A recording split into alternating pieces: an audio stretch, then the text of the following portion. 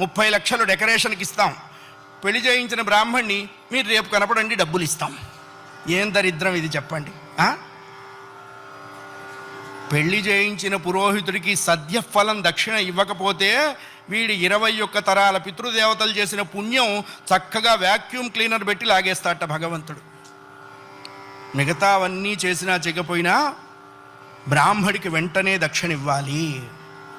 అలా ఇవ్వకపోతే గంటకి చొప్పున ఇంట్రెస్ట్ వేసి ఇవ్వమని చెప్పింది ధర్మశాస్త్రం. 15 రోజుల తర్వాత కనపడండి, మాకు వీలైనప్పుడు ఫోన్ చేస్తాను రండి, వాడు కూడా మాకు వీలైనప్పుడు పెళ్లి చేస్తాను రండి అంటే ఏమయ్యేది?